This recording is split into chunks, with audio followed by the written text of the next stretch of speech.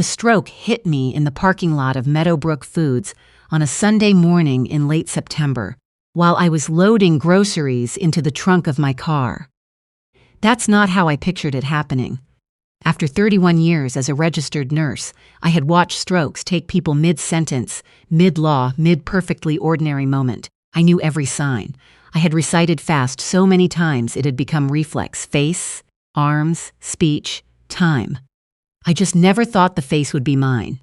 I never thought I'd be the one sitting on sun-warmed asphalt, back against my bumper, watching a paper bag topple in slow motion while my left hand forgot what hands are for. My son was in Phoenix. The hospital called him 38 times over the next 4 days. 38 calls. A hospital social worker named Colleen later told me, in the careful voice medical professionals use when they're delivering information that belongs somewhere between fact and wound, that they had tried everything short of calling law enforcement. 38 times. And my neighbor Tabitha, 27 years old, a woman who owed me absolutely nothing on earth, found me in that parking lot, called 911 before I could wave her off and tell her not to make a fuss, and did not leave that hospital for 96 hours. When I opened my eyes on day 4, the first face I saw was hers. Dark circles carved under her eyes, a hospital blanket pulled around her shoulders, a half-eaten bag of crackers on the chair beside her. She'd been sleeping sitting up, her head tipped against the wall, at an angle that looked genuinely painful. The moment the monitors shifted, the moment something in my expression came back online, her eyes flew open. "You're back," she said. Her voice broke on the second word. I want to tell you the relief was clean and simple. But the second thing I felt, right behind the gratitude, was a question I couldn't stop asking. Where was my son? The answer arrived in pieces, the way bad news always does. Tabitha was careful with me those first hours.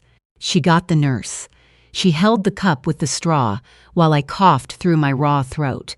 She sat with her hands folded and let me orient myself to the beeping and the IV lines and the fact that 4 days had passed while I was somewhere I can't describe. The neurologist came and explained things in the measured, factual way I'd always appreciated as a nurse and found much harder to receive as a patient. Ischemic stroke, right hemisphere, caught early because someone dialed 911 within minutes of my falling. Significant recovery expected. Occupational therapy starting tomorrow. I was, in his exact words, lucky. After he left, the room went quiet. "My son," I said. Tabitha's jaw tightened, just slightly. A person who didn't know her face wouldn't have caught it. "The hospital called him," she said, "a lot." She reached for her phone the way you reach for something you've been dreading. She scrolled. Then she turned the screen toward me. I recognized LinkedIn. My son had set up a profile for me once, insisted it was important for personal branding, a phrase I still find baffling at 68. But I knew the interface, and I knew my son's face in that small square photo beside his name. Humbled to deliver today's keynote at FinTech Forward 2025. Building the future of wealth management, one relationship at a time. Grateful for every room that trusts me with their most important questions. Posted day 3 of my hospitalization at 11:42 in the morning. 409 likes. Scroll down, I heard myself say. The next post was a photo of my son and my daughter-in-law at a conference dinner, both in evening wear, both laughing at something off-camera, easy and relaxed, his hand on her shoulder. When the work takes you somewhere beautiful, you bring your person along. She keeps me grounded. Posted day 2. I looked at my daughter-in-law's face in that photo. The easy smile, the silk dress, the practiced tilt of her head. And I understood that she had known. Of course she had known. My son tells her everything. She had been at that dinner while I was on a ventilator, and she had smiled for the camera and written about being grounded, and apparently I was not part of what grounded either of them. There was more. A clip of my son on stage, mid-keynote, gesturing at a slide. A selfie from a hotel rooftop bar. A morning post about the importance of intentional disconnection at industry events. Intentional disconnection. I handed the phone back and closed my eyes. Here is what I understood, lying in that hospital bed. The calls had come through. The voicemails had landed. My son had looked at his screen, at the hospital number, at Tabitha's number, at 38 different urgent attempts to reach him, and he had chosen the keynote, chosen the conference dinner, chosen, in his own words, to disconnect with intention. And I knew, in the way you know things you've been refusing to know for years, that this wasn't new. My husband Arthur passed 26 months before all of this. Kidney failure, slow and then fast, the way that illness tends to move. When I called our son to say it was close, that he needed to come, that his father was asking for him, he came, I'll give him that. But he stayed 2 days. 2 days to honor 43 years of fatherhood. He had a board presentation. He had clients depending on him. He shook Arthur's hand at the hospital room door, kissed my cheek, and left for the airport while Arthur was still breathing. Arthur died on a Tuesday. Our son called Thursday. I told myself he was grieving. I told myself people move through loss differently.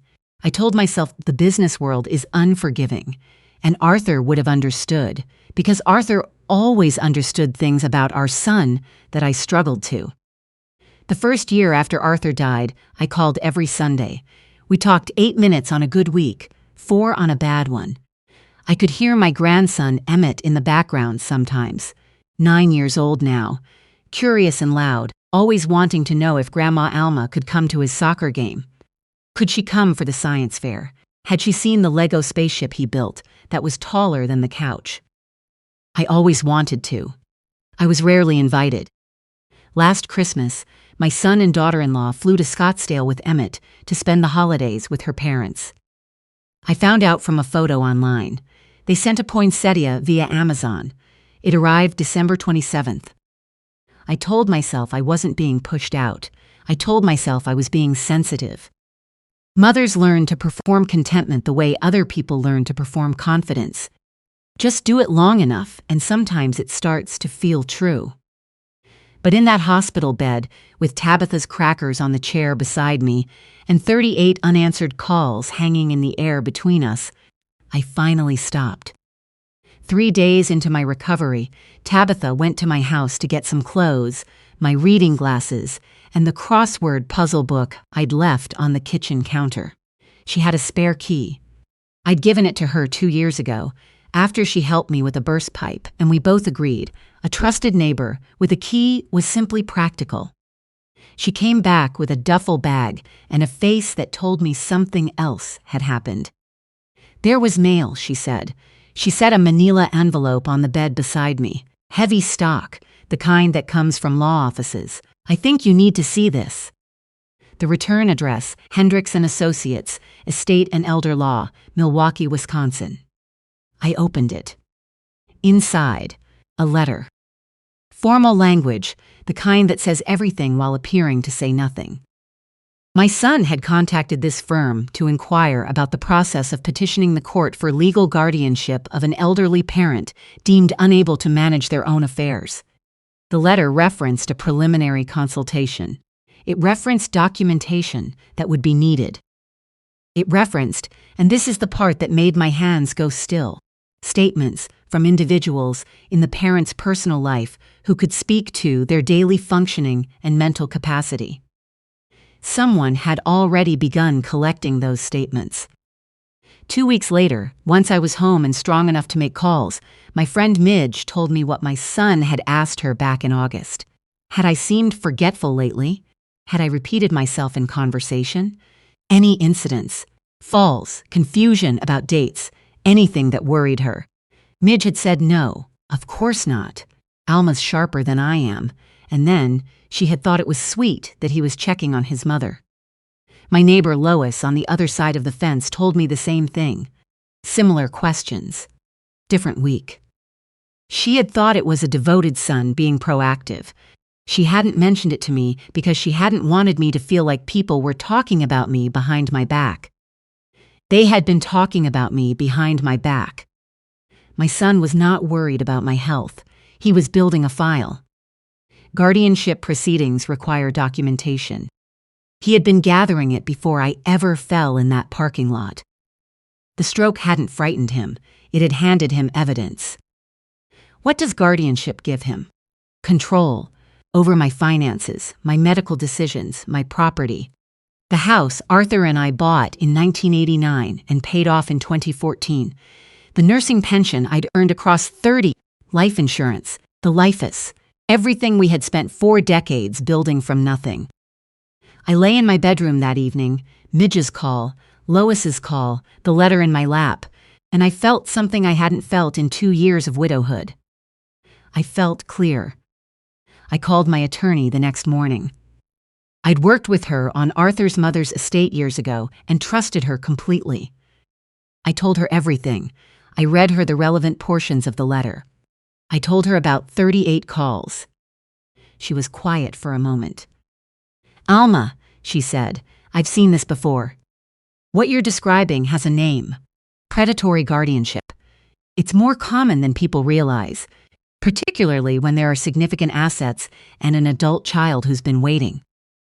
What are my options? We revise everything now.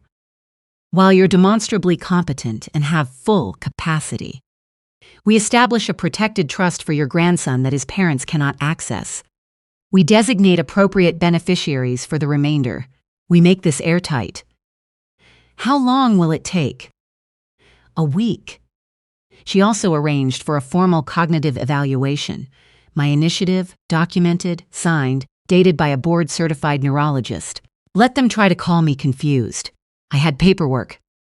My son called 9 days after I was discharged. He'd let the silence stretch, I think, waiting to see if I would reach out first. When I didn't, he finally called, and his voice came out in the register he uses when he knows he's wrong and has decided that aggressive concern is the appropriate response. "Mom, I've been so worried. How are you? Why didn't you call me?"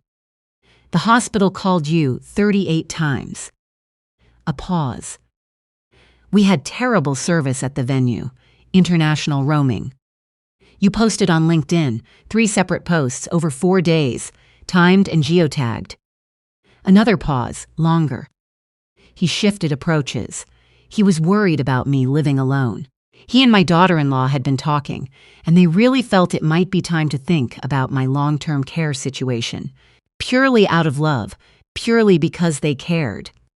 He used the word care 4 times in 2 sentences, which is how I knew he meant none of them. I told him I'd love to discuss that in person. I was meeting with my attorney on Thursday about estate updates, and perhaps he and his wife would like to be there. He agreed immediately. Thursday, 2 o'clock. My attorney's conference room, the kind of room that asks everyone in it to be serious. My son and daughter-in-law arrived together. Dressed for a negotiation, he in a charcoal suit, she in a silk blouse that probably cost more than my monthly utilities. They stopped when they saw Tabitha seated beside me. My daughter-in-law's smile went rigid for just a moment before she recovered. "This is a family matter," my son said. "Tabitha is family," I said. "Sit down." My attorney was formal and thorough, the way she is when the stakes are real. When she reached the section on Emmett's trust, $115,000, educational expenses only, managed by her as independent trustee until Emmett's 21st birthday, with no parental access and no oversight authority whatsoever, my daughter-in-law leaned forward. "How long until he's 21? 13 years, my attorney said pleasantly. When she read the bequest to Tabitha, $40,000, in recognition of demonstrated loyalty and genuine love, my son pushed back from the table slightly, as though the chair had shifted beneath him. When she read the charitable allocations, the hospice where Arthur spent his final weeks, the stroke recovery program at Meadowbrook Regional, a scholarship fund at the nursing school I'd graduated from in 1978. My daughter-in-law did visible arithmetic behind her eyes. "What's left?" my son asked. Your mother retains sufficient funds for her security and comfort, my attorney said. The remainder has been distributed as specified. He couldn't quite say my inheritance in that room, with my attorney watching him with her level professional gaze. The house? He tried. Sold. Your mother decided to simplify. I let the silence sit for a moment. Then I opened the folder I had brought and placed the letter from Hendricks and Associates in the center of the mahogany table. My son stared at it. I found this in my mailbox, I said, while I was recovering from a stroke that your 38 calls couldn't interrupt your keynote to address. I kept my voice even. I had practiced this part. I also spoke with Midge and with Lois. I know the questions you ask them. My daughter-in-law's hand found my son's arm. Mom, I'm not finished. I wasn't loud. I didn't need to be. Your father died and you stayed 2 days. I told myself you were grieving. Last Christmas, I spent alone while you were in Scottsdale with Krista's parents. I told myself you needed to balance your time. I have told myself a great many things across a great many years, because that is what mothers do. We construct explanations for evidence we don't want to face. I looked at him, at the son I had raised, the boy I had loved beyond any reasonable measure for 41 years, and I said the true thing out loud. But you were already gathering documentation to take my house and my independence before I ever had that stroke. And when the stroke came, you saw it as confirmation of your case rather than a reason to come home. He might have been genuinely moved. Tears came to his eyes. I no longer knew how to distinguish between his real feelings and his performances, and I had decided that was not my problem to solve. We can contest this, my daughter-in-law said quietly. My attorney slid a second document across the table. You're welcome to try. Mrs. Alma's cognitive evaluation is documented, dated, and signed by a board-certified neurologist. The will was properly executed with 2 independent witnesses. You would spend considerably on legal fees and you would not prevail. They left without saying goodbye to me. I sat in that leather chair and listened to their footsteps in the corridor and the elevator doors opened and close. And I thought about Arthur, who would have known exactly what to say in that moment, who always knew. I thought about 31 years of nursing, of watching people face the worst days of their lives, with more grace than they'd imagined they had. I thought about the fact that I was 68 years old and I had just reclaimed my own life, and it felt like something I should have done years before a parking lot forced my hand. There is a drawing on the refrigerator in my new apartment. Emmett made it the week I was in the hospital. 2 stick figures, one small, one taller, holding hands in front of a lopsided house with a tree in the yard that is shaped more like a broccoli than a tree. At the top, in the earnest block letters of a 9-year-old, "Get better, Grandma, I love you." His teacher sent it. Her name is Ms. Delgado, and she had met me exactly twice, at events I'd attended without being invited, simply because Emmett had mentioned them in passing, and I had showed up anyway. She knew Emmett talked about me. She found Tabitha's number listed in the school's emergency contact folder, where I had added myself 2 years before as an alternate contact, just in case, the way nurses think about contingencies before anyone else thinks to. She called Tabitha to say, "This child is worried about his grandmother, and I thought someone should know." That is how Emmett found his way to my apartment on a Sunday afternoon, in November, 6 weeks after everything. Tabitha picked him up from soccer practice. My son had a golf game. My daughter-in-law had plans. And Emmett had asked his coach if he could call his grandma's neighbor friend, because that is what 9-year-olds do when they need someone and the adults around them are unavailable. He stood in my doorway with mud on his cleats and his shin guards still on, and he said, without preamble, "Grandma Alma, I missed you so much." I got down on that kitchen floor, stroke recovery protocol be quietly set aside, and I held that boy until he squirmed. We made grilled cheese sandwiches. We played 3 rounds of Go Fish. He told me about his soccer team, his best friend Cody, and a book he was reading about deep-sea fish that produce their own light. He fell asleep on my couch during the second half of the football game, his head on a throw pillow, his mouth slightly open, completely at ease, in the way that only children can be when they feel entirely safe. I covered him with a blanket and I sat in the armchair across from him and I thought, this is the one who matters. Whatever happens with his parents, whatever silence, whatever legal posturing, whatever version of my son he grows into or away from, this child knows where his grandmother lives. This child came. Tabitha and I had dinner after Emmett went home. She asked how I was doing. Really doing. I told her the truth, that I still missed my son. Not the son who left for Phoenix, but the boy I had believed in for 40 years, the version I had kept defending to myself long after the evidence suggested I should stop. That grief doesn't only show up for deaths. That I was learning at 68 to stop treating my own need for love as a character flaw that required management. She said, "You told me something like that once, when I was 22 and falling apart in the apartment next door. You said people who actually love you don't require you to make yourself smaller to earn it." She paused. "You just forgot to apply it to yourself." She was right, I had forgotten. I am learning to remember. There is a plane ticket on my kitchen counter. The Pacific Northwest, first week of April. Arthur and I talked about that trip for 20 years and never quite managed to go. I booked it on a Tuesday evening with a glass of iced tea and my laptop, and I felt something I hadn't felt in a very long time. Not happiness exactly, but something more durable. Agency. The particular steadiness of a woman who has decided that her remaining years belong to her. My apartment is small and bright and mine. Midge calls every Thursday. Miss Delgado sends photographs of Emmett's art projects. He is in a deep-sea fish phase now, every drawing glowing from the inside. Tabitha brings lunch on Sundays.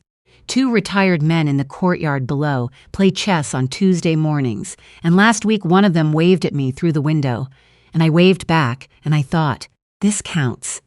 This is a life. My son has not called in 6 weeks. That is both a loss and a relief, and I have stopped trying to make those 2 things resolve into something tidier. If you are listening to this, if any part of this story has found its way into a corner of your life that needed it, then hear me on this one thing. You cannot make someone love you correctly. You cannot wait long enough, or call often enough, or forgive enough, or make yourself small enough that a person who has decided you are an inconvenience will change that decision. What you can do is stop organizing your life around their convenience. You can stop explaining away the evidence. Family is not the people who share your last name. Family is the woman who slept upright in a hospital chair for 4 nights because she couldn't bring herself to leave. Family is the 9-year-old who drew your picture from a classroom 200 miles away because he needed you to know he was thinking of you.